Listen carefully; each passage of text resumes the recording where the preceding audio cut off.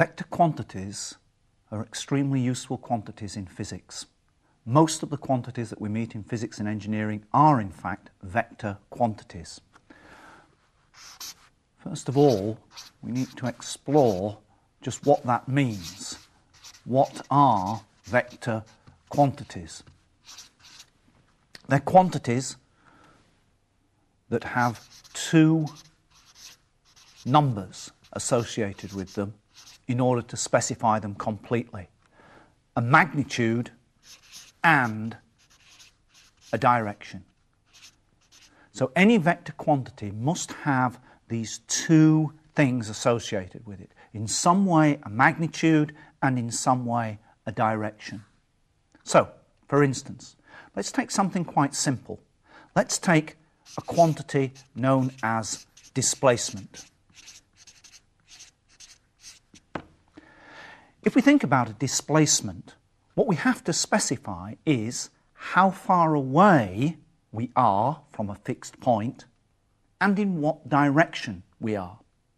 So if we fix a point O and we say we've got a point P over here somewhere, then in order to specify the displacement of this point P from the point O exactly, we have to say how long OP is, the magnitude, and we have to say in which direction we have travelled to get from O to P.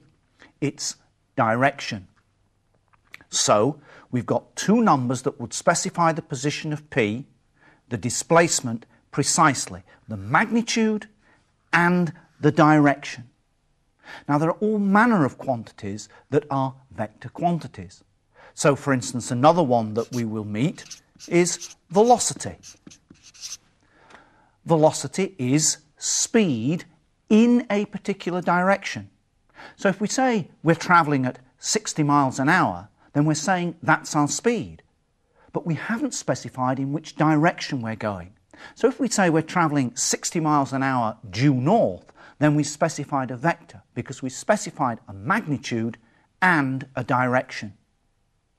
A quantity which doesn't have magnitude and direction but just has magnitude alone is called a scalar. So let's just have a look at those. Scalars. Scalar quantities are things like distance, how far away we are from a fixed point, how far we've travelled, but no mention of a direction. Mass is another scalar. How much of a quantity have we got? 10 kilograms, 20 kilograms. There isn't a direction associated with that, so that's just a scalar quantity. How then can we actually represent vector quantities? Because they've got a magnitude and a direction, we can represent a vector quantity by a line segment. Because this line segment has a magnitude, its length, and it has a direction as well. So that line segment is clearly different to that line segment. They may have the same length. If I measured them, they might have. But they've clearly got very different directions, and so they represent very different vectors. Right, let's label these A, B. And usually we put an arrow on that to show the direction that we're going in, from A to B. Because going from B to A is going in the opposite direction, a different direction. So that's how you might see these things represented in textbooks. You might also see them with a little letter against them. Usually that letter is in very heavy black type known as Clarendon type. It's very difficult to show that when you're writing, and so what we usually do is we put a bar either underneath or on the top of the letter. Doesn't matter whether it's underneath or whether it's on top, that's up to you and the conventions that's being used at the time. And normally we would say that's the vector A bar. Quite often, these vectors are attached or referred to some fixed point O, an origin. So often we might say the position vector of a point P with respect to an origin O. So there we have our position vector r bar for the point P. Notice the position vector refers to this line segment OP. It doesn't just refer to P itself. If we want it to refer to P itself as a point, we'd have to give it some coordinates. But the position vector of P is this line segment OP. And if we want to write that down in text, what we might say is OP with a bar over it to show we're going from O to P, and to show it's a vector is equal to r bar. This looks a bit odd, bars on top and bars underneath, so perhaps one of the things that we might do to keep it tidy is in fact to agree to put all the bars on top. As I've said, it doesn't really matter which way you choose to do it. That's entirely up to you or up to the textbook or the lecturer that you've been following. Okay, we've got an idea that vectors can be represented by line segments. And we know how to write them down, and we know how to recognise them in books. Now we need to look at a little bit of notation and some of the properties that that notation allows us to write down. What if we say that two vectors, A bar and B bar, are equal? What does a statement like that actually mean? Well, one of the things that it means is we know that the length of A, or the length of A bar, is actually equal to the length of B bar. We also know that they are in the same direction.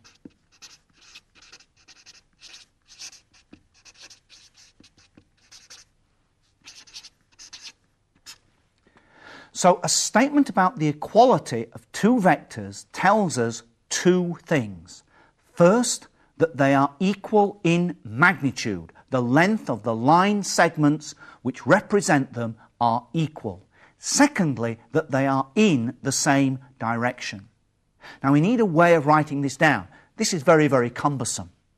Let's deal with the in the same direction first of all. In the same direction is the same as saying that A bar is parallel to B bar. In the same direction means they are parallel. What about length? We need some sort of notation for us to be able to talk about the length. So let's have a look at that. How might we express it? If we've got a vector like this, then writing that line segment as a vector, we'd write it like that. But if we want to say the length AB, then we can write it as AB without the bar on top, or we can say that it's equal to the modulus of AB bar.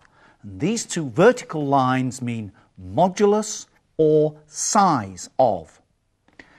If we represent our vector in this way, A bar, then the modulus of A bar we can write as that, the size of, or we can leave the bar off. And this is why it's so important when writing vectors to keep the notation that shows when they are vectors, with a bar on the top, and when it's just a length. In a textbook you can tell the difference quite easily. This will be in heavy Clarendon type, heavy black type, and this will usually be in light type, usually italic type. But when you're doing work for yourself, it's very, very important to write a vector as a vector and to write a scalar or the modulus of a vector as a scalar or as a modulus. Okay, we've got these quantities called vectors. We know that we can represent them by line segments. We know how to express the magnitude or the length of that line segment and therefore the magnitude of the quantity. We also know something about what equality means. So what we have to look at now is how can we add two vectors together.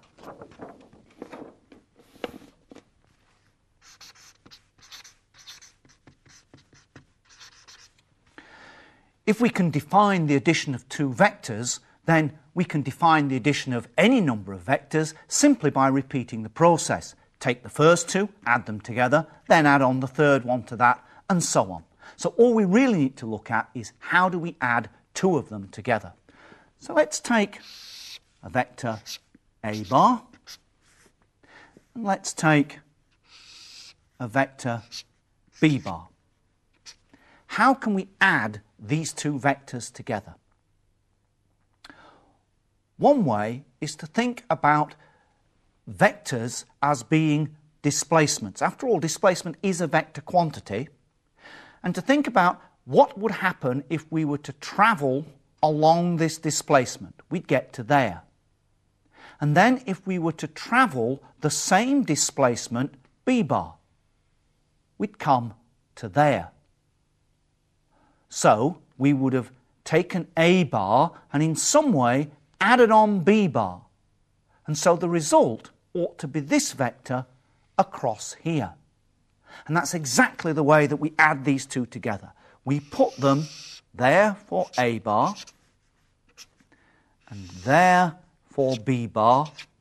We put them end to end, and the result is what we get by joining up the triangle. So that is A bar plus B bar. And that's called the triangle law. There is another way of doing this. Again, let's take those two vectors, A bar and B bar. What's the second way of adding them together? The second way of adding them together is to make use of the parallelogram law. So we attempt to form a parallelogram. So there's A bar and there's B bar. And what we do is we complete the parallelogram. Now, a parallelogram, opposite sides are equal and parallel. So there's B bar, and there it is repeated there. Same magnitude, same direction. So these two are equal as vectors. And then we join that up there, and again, this is now A bar once again, because opposite sides of a parallelogram are equal in magnitude and are parallel, i.e. in the same direction. So these two opposite sides are equivalent as vectors. And then, of course, the resultant, as we sometimes call it, or the sum, is there across that diagonal, A bar plus B bar. So this is exactly the same as we had previously with the triangle law, because here we've got that same triangle replicated. Now this is called the sum, and it's also called the resultant. And we'll use those two words interchangeably, the sum or the resultant. Having got that, how to add them together, how do we subtract two vectors? Well, again, let's have a look at A bar and B bar.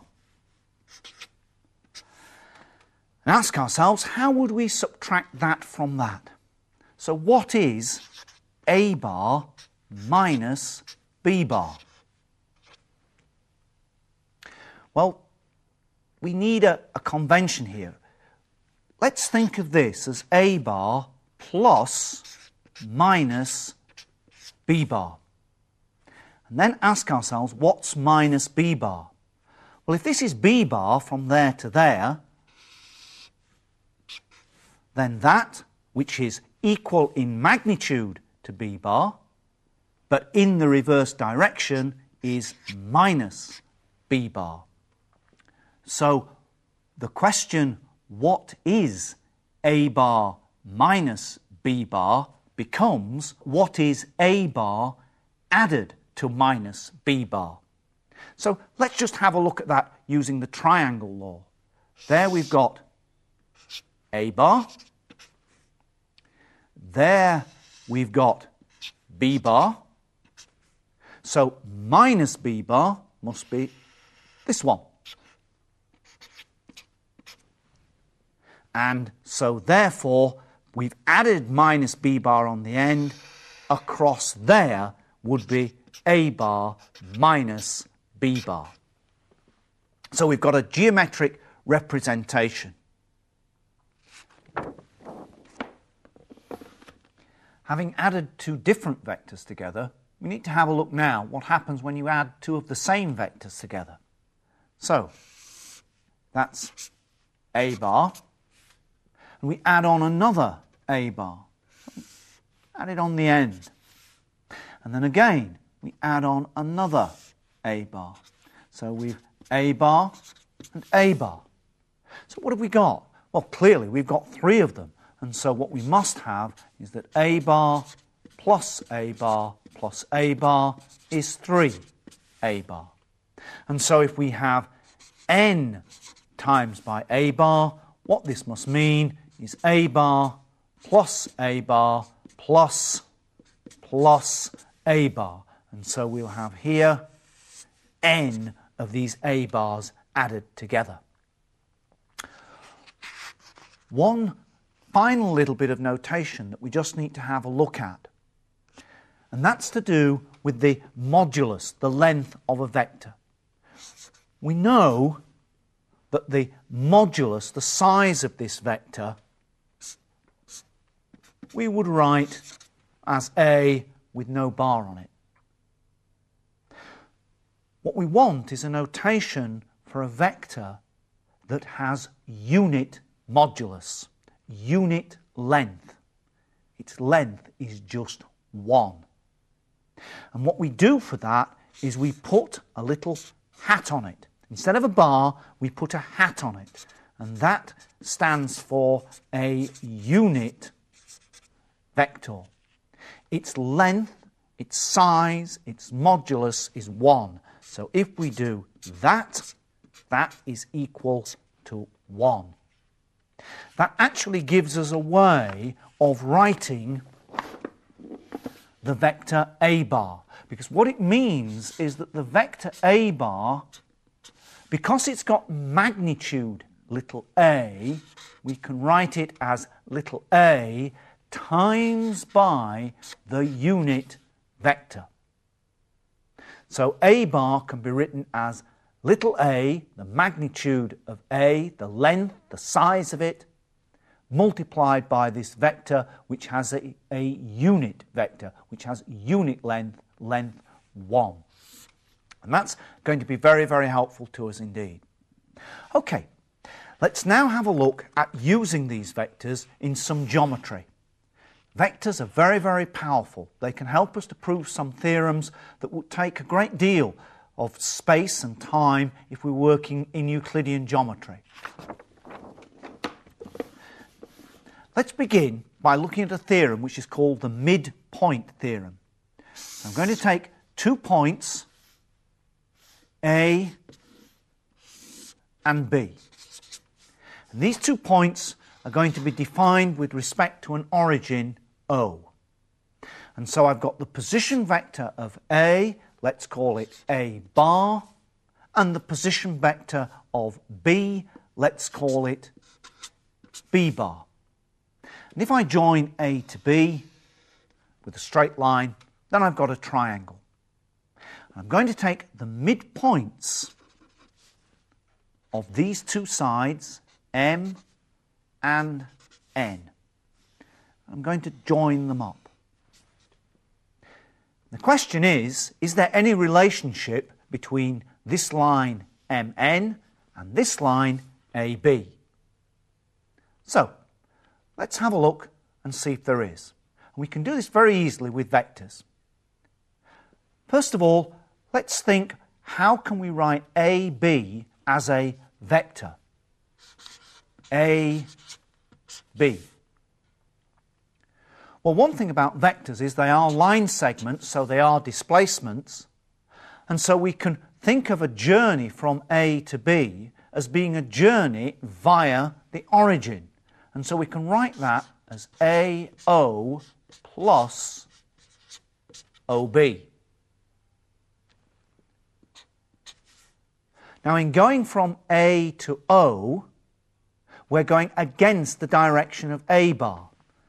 So OA is in fact the vector minus A bar. Going from O to B is in the direction of B bar, and so that is B bar. And so we've got B bar minus A bar. What about the vector MN? Let's write that down. MN. Well, following the same reasoning, this is MO plus ON. MO plus ON. From M to O, well, we know that M is the midpoint of OA. So it's halfway along it, and it's in the same direction. So OM must be a half of A bar. We're going, in actual fact, from M to O, so we're going against that direction, and so it must be minus a half of A bar. Plus, here we're going from O to N, so we're going halfway along OB, and we're going in the direction of B bar. So that vector ON must be a half of B bar. How else can we write this down? Well, for a start, there's a common factor of a half that we can take out. And then we can write that as B bar minus A bar. And now we can compare these two. And what we can see is that the vector AB and the vector MN have the same vector part. They've both got this B bar minus A bar. Further, MN is actually a half of A bar minus B bar. So what we've managed to prove is that MN as a vector is equal to a half of AB as a vector. And what does that mean? Remember, any statement about vectors tells us two things. It tells us something about the magnitudes and something about the directions. So this must mean that these two vectors are equal in magnitude, and so MN must be equal to a half of AB. In other words, the length of MN is a half the length of AB, and they must be in the same direction, and so MN is parallel to a half of AB, and therefore parallel to AB. Now this result is known as the midpoint theorem for a triangle, which states if you join the midpoint of two sides of a triangle, then the resulting line is equal to a half the third side of the triangle and is parallel to it. And that's what we've got here. MN is a half of AB, MN is a half the third side, and MN is parallel to AB in the same direction. So let's now apply this result to quadrilaterals, indeed to any 4 points in space. So let me take my 4 points, A, B, C, and D. We'll complete these A, B, C, and D. And let's label the midpoints of each of these line segments. We'll call them P and Q, R and S. Now let's join them up.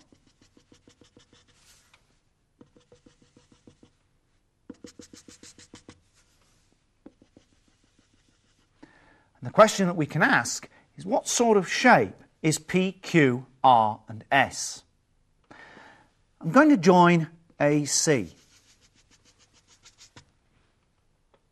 Now the midpoint theorem tells us that the vector PQ must be equal to a half of the vector AC, because these 2 points, P and Q, they are the midpoints of two sides of a triangle, and so this line must be equal to a half of this line in length, a half the third side, and parallel to it. Similarly, because of the midpoint theorem, this vector SR must also be equal to a half of AC. Because again, S and R are the midpoints of two sides of a triangle, and so the line that joins them, SR, must be half the length of the third side and parallel to it. So SR equals a half of AC because of our midpoint theorem. So therefore, PQ must be equal to SR as vectors. And any statement about vectors immediately tells us two things. It tells us a statement about the magnitudes, so this tells us that the length of PQ is equal to the length of SR, and about direction. So it tells us that PQ is parallel to SR. So here we have a four-sided figure, and we know that one pair of opposite sides are equal in length and are parallel.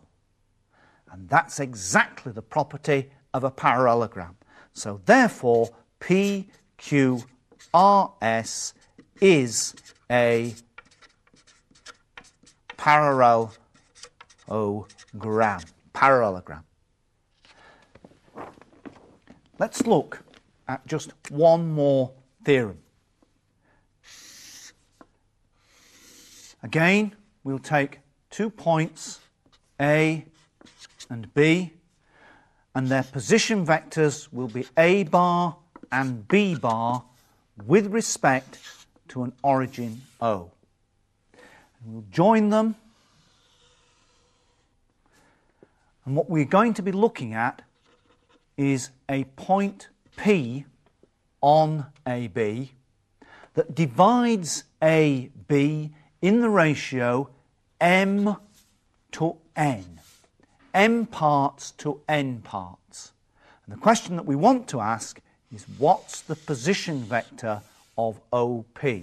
What is R bar, the position vector of OP?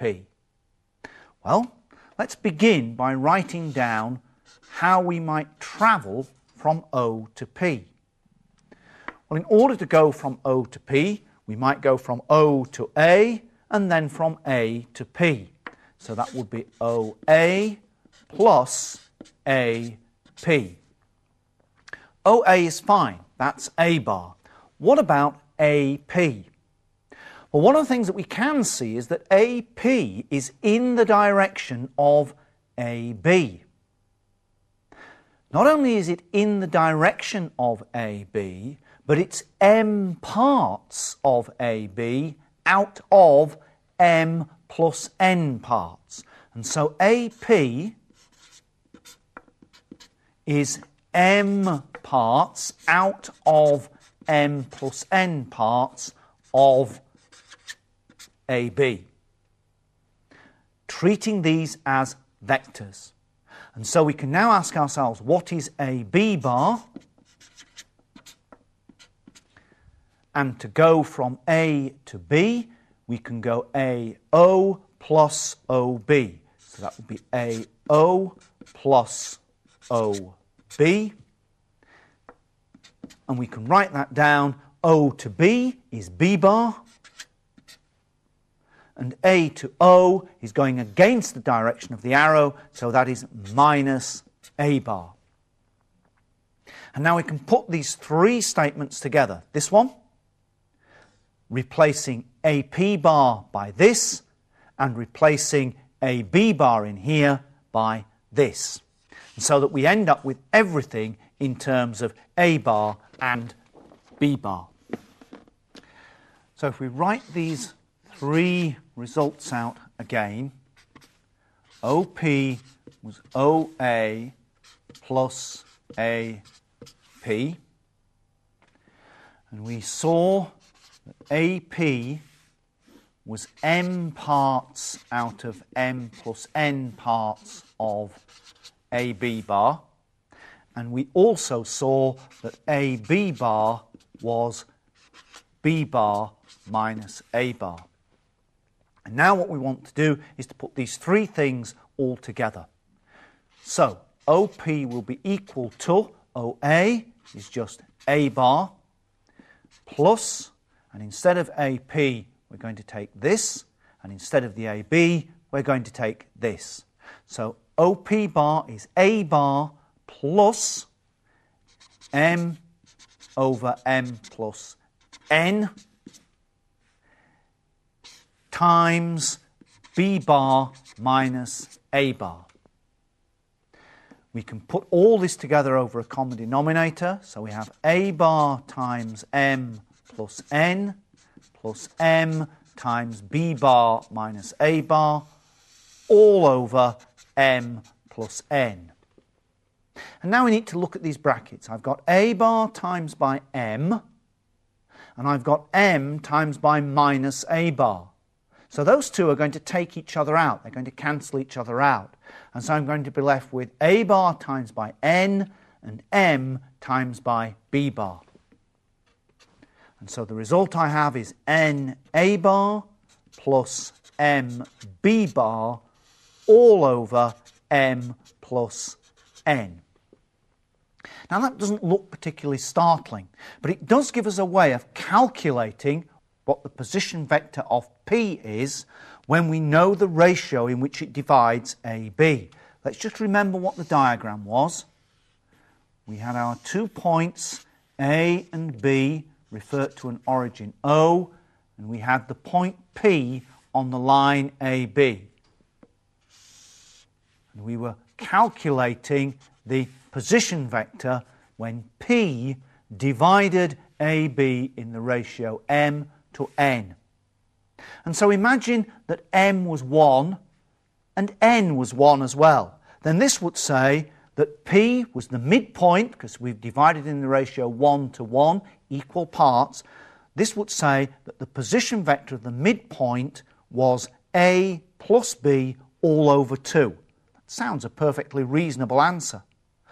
If M was 2 and N was 1, in other words, P came 2/3 of the way along this line, then this would say that this was A bar plus 2B bar all over 3. So we've got there a way of calculating what the position vector is of this point P when it divides AB in the ratio M to N.